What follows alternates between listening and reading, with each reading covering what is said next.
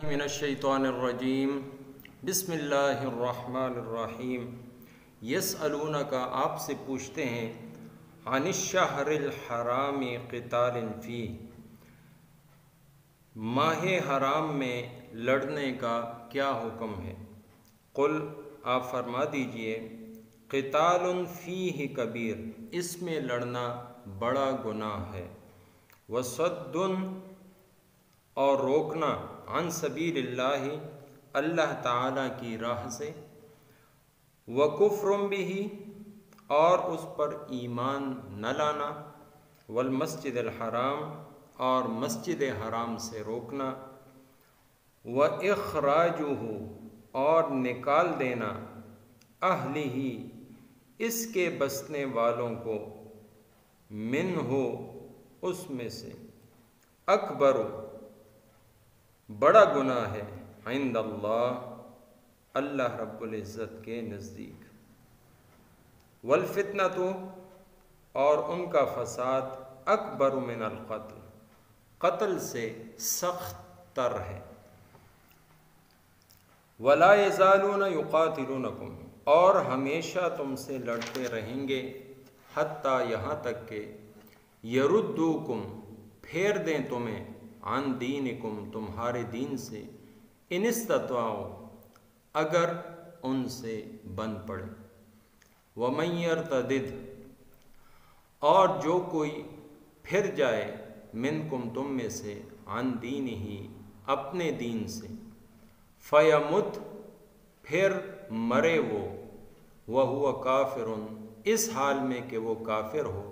فاولئک تو ان لوگوں کے حبطت ضائع ہو گئے، اعمالہم سارے اعمال، فی الدنیا والآخرہ دنیا میں بھی اور آخرت میں بھی، واولئک اصحاب النار اور وہ لوگ دوزخ والے ہیں، ہم فیہا خالدون اس میں ہمیشہ رہنا ہے، ان الذین آمنوا اور جو لوگ ایمان لائے، والذین ہاجروا اور جنہوں نے اللہ کے لیے اپنے گھر بار چھوڑے، وجاہدوا فی سبیل اللہ اور اللہ تعالیٰ کی راہ میں لڑے، اولئک یہی لوگ، یرجون امیدوار ہیں، رحمت اللہ رحمت الہی کے، واللہ غفور الرحیم اور اللہ تعالیٰ بخشنے والے مہربان ہیں۔ سورہ بقرہ کی آیت نمبر 217 اور 18 آج کے درس میں شامل ہیں۔ نبی علیہ الصلاۃ والسلام سے جو سوالات کیے گئے، جن کا تذکرہ سورہ بقرہ کی مختلف آیات میں گزر بھی چکا، آگے بھی آئیں گے، تو ان میں سے یہ ایک سوال ہے۔ اس آیت کا پس منظر کچھ یوں ہے کہ جمادی الثانیہ کا آخری روز تھا، صحابہ کرام مقام نخلا پر مشرکین کے آمنے سامنے ہوئے، صحابہ کرام کے ذہن میں تھا کہ آج جمادی الثانی کا آخری روز ہے، 30 تاریخ ہے، اور یہ لوگ آپس میں لڑے، جنگ ہوئی، ان میں سے مشرکین کا ایک آدمی عمر بن الخزرمی وہ مارا گیا، اور حقیقت میں وہ جو دن تھا وہ 30 جمادی الثانیہ کا نہ تھا بلکہ 1 رجب تھی، یعنی چاند نظر آ چکا تھا اور نیا مہینہ شروع ہو گیا تھا۔ صحابہ کرام نبی علیہ الصلاۃ والسلام کے فرامین پر عمل کرنے والے اور جان چھڑکنے والے تھے۔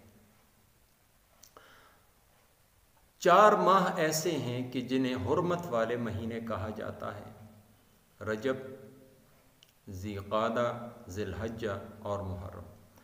یہ آخری جو 3 ماہ ہیں یہ مسلسل ہیں، اور رجب یہ الگ سے ہے۔ تو رجب کا مہینہ یہ بھی حرمت والے مہینوں میں سے تھا، مشرکین بھی اس کا احترام کرتے تھے اور مسلمان بھی احترام کرتے تھے. تمام لوگوں کے ہاں یہ محترم مہینے تھے. صحابہ کرام جان بوجھ کر کبھی بھی حرمت والے مہینوں کی بے اکرامی بے احترامی نہیں کر سکتے تھے. وہ یہ سمجھے کہ آج 30 جمادی الثانیہ ہے اور اس وجہ سے انہوں نے مشرکین کے ساتھ قتال کیا، لڑے، جنگ کی اور ان میں سے وہ ایک شخص مارا گیا. تو بعض مفسرین لکھتے ہیں کہ مشرکین کا وفد نبی علیہ الصلوۃ والسلام کے پاس آیا اور ان سے پوچھا کہ حرمت والے مہینوں میں قتل و قتال کے بارے میں آپ کیا کہتے ہیں؟ تو یہ وہ سوال ہے. اور اکثر مفسرین یہ فرماتے ہیں کہ یہ سوال خود مسلمانوں نے کیا تھا. صحابہ کرام کو جب معلوم ہوا کہ وہ تو رجب شروع ہو چکا تھا اور رجب کی پہلی تاریخ تھی، ہم تو غلطی میں یہ کر گئے، تو ایسا تو کرنا نہیں چاہیے تھا. تو انہوں نے سوال کیا کہ یا رسول اللہ، ان مہینوں میں یہ جو ہم سے عمل ہو گیا، یہ جو قتل اور قتال ہوا، تو اس کے بارے میں کیا حکم ہے؟ تو اللہ رب العزت نے اس کا جواب نبی علیہ الصلوۃ والسلام کے توسط سے یوں دیا، قتال فیہ کبیر. یہ جو 4 مہینے ہیں حرمت والے، ان کا احترام تمہارے اوپر بھی ضروری ہے. تم نے بھی ان کا احترام کرنا ہے اور ان مہینوں میں تم نے قتل اور قتال نہیں کرنا، اس لیے کہ یہ اللہ رب العزت کے نزدیک بہت بڑا گناہ ہے. لیکن جو کچھ ہوا یا ان مہینوں میں اگر قتل و قتال کا جواز ہے تو آگے وہ دلائل دیے جا رہے ہیں کہ مشرکین کے ساتھ یہ جو کچھ آپ نے کیا بالکل ٹھیک کیا، اس لیے کہ یہ آپ تو یہ کہہ رہے ہیں کہ حرمت والے مہینے کا احترام نہیں کیا. اس سے بڑے بڑے 5 گناہوں میں یہ لوگ مبتلا ہیں، اس وجہ سے آپ کا ان کے ساتھ لڑنا، ان کو مارنا بالکل درست. وَصَدٌّ عَن سَبِيلِ اللَّهِ، اللہ رب العزت کے راستے سے روکنا مشرکین کا بڑا گناہ تھا. یہاں تو ایک آدمی مارا گیا، لیکن وہاں آپ بے شمار لوگوں کو اللہ کے دین سے روک رہے ہیں. جو دین میں داخل ہو گئے ان کو واپس اپنے دین کی طرف، اس گمراہی کی طرف، اس جہالت کی طرف لوٹانا چاہ رہے ہیں.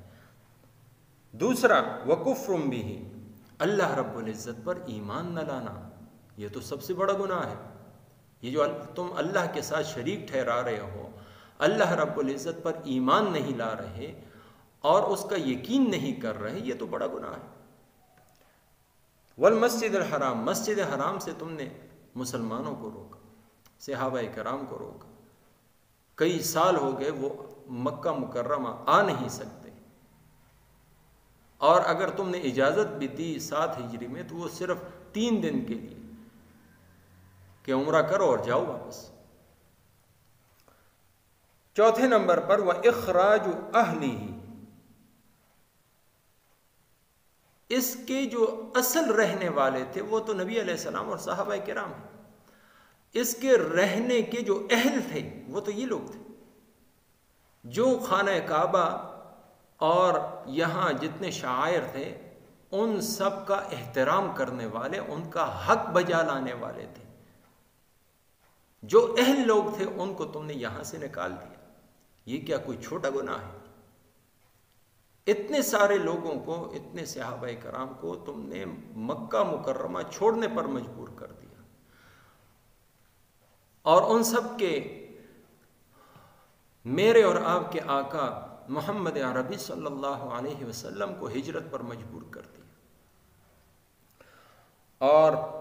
5ویں چیز والفتنہ، زمین کے اندر فتنہ اور فساد. یہ 5 ایسے گناہ ہیں تمہارے کہ ان گناہوں کے سبب، ان کی وجہ سے اگر تمہیں قتل کیا جائے چاہے حرمت والا مہینہ ہی کیوں نہ ہو تو بالکل روا ہے، جائز ہے۔ اس لیے کہ الفتنۃ اکبر من القتل، فتنہ فساد یہ بہت بڑا گناہ ہے اس ایک آدھ قتل سے۔ فتنے کو روکنے کے لیے اگر کسی کو قتل کر دیا جائے، فساد کو روکنے کے لیے کسی کو سزا دے دی جائے تو یہ اللہ کے نزدیک بہتر ہے۔ وَلَا يَزَالُونَ يُقَاتِلُونَكُمْ، اور اگلی ان کی جو نیت ہے، جو دل کے ارادے ہیں، وہ اللہ تعالیٰ اشکارا فرما رہے ہیں کہ یہ تو تمہیں اپنے دین کی طرف لوٹانا چاہتے ہیں، لیکن یہ ہے کہ ان کے بس میں نہیں تو یہ تمہارے دلوں کو پھیر دے، یہ تمہیں مجبور کر دیں کہ تم اسی طرح کفر اور شرک میں، جس طرح جہالت کے موقع پر بعض حضرات تھے یا یہ لوگ اب موجود ہیں، یہ اسی طرح تمہیں بتوں کی عبادت کی طرف لوٹانا چاہتے ہیں۔ لیکن یہ یاد رکھو، ارتداد ناقابل معافی جرم ہے۔ اگر کوئی شخص مرتد ہو گیا، جو شخص دین اسلام کو چھوڑ کر کوئی اور دین اختیار کرتا ہے، اسے مرتد کہا جاتا ہے، اور مرتد کی سزا وہ حکومت اسلامیہ کے ہاں وہ قتل ہے، لیکن اس سے پہلے اس کو مہلت دی جائے گی 3 دن تک کی۔ 3 دن کے اندر اگر اس نے واپس اسلام قبول کر لیا تو ٹھیک، ورنہ اس کو قتل کر دیا جائے گا۔ اور اس کے تمام اعمال وہ ضائع دنیا میں بحیثیت مسلمان، جو اس کو جان مال عزت آبرو کی حفاظت اور اس طرح کے مال غنیمت وغیرہ میں یا اور دیگر چیزوں میں اس کا جو حصہ تھا یا میراث میں اس کا حصہ تھا، وہ سب کچھ اس سے چھن گئے۔ اور آخرت میں تو ظاہر ہے بے ایمان مرا تو وہاں پر اس کو سزا بھگتنی پڑے گی۔ اور دوسری بات، اگر ارتداد کے بعد یہ مسلمان ہو بھی گیا دوبارہ، تو اس سے پہلے اس نے جتنے اعمال کیے تھے، حج، زکوٰۃ، روزہ حج اور دیگر ماہ رمضان کے روزے وغیرہ، یہ سب کے سب وہ اکارت ہو گئے، ضائع ہو گئے۔ اولئک اصحاب النار هم فیہا خالدون، ہمیشہ کے لیے جہنم کا ایندھن بنے گا اگر حالت کفر میں، حالت ارتداد میں دنیا سے چلا گیا۔ پھر صحابہ کرام کے ذہن میں یہ ایک بات آئی کہ ہم نے تو جہاد کیا تھا، ہم تو مشرکین سے اس لیے لڑے تھے کہ ان کے سامنے ان کا آمنا سامنا ہمارے ساتھ ہوا اور انہوں نے پہل کی اور ہم نے ان کو جواب دیا، اس میں وہ ایک شخص ان کا مارا گیا، اور چونکہ یہ حرمت والے مہینے میں ہوا تو آیا ہمیں اس جہاد پر ثواب ملے گا کہ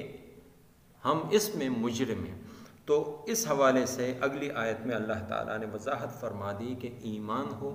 اور ہجرت کی ہوئی ہو اور پھر اللہ کی راہ میں جہاد کیا جائے تو اللہ رب العزت کی رحمت سے ان لوگوں کو امید رکھنی چاہیے کہ اللہ تعالیٰ ان کے اعمال کو محفوظ رکھے گا اور ان کو بہت اجر عطا فرمائے گا۔ واللہ غفور رحیم۔ اور غلطی کی بنا پر خطان یہ جو سمجھ رہے تھے کہ یہ جمادی الاخری کا آخری دن ہے، حالانکہ وہ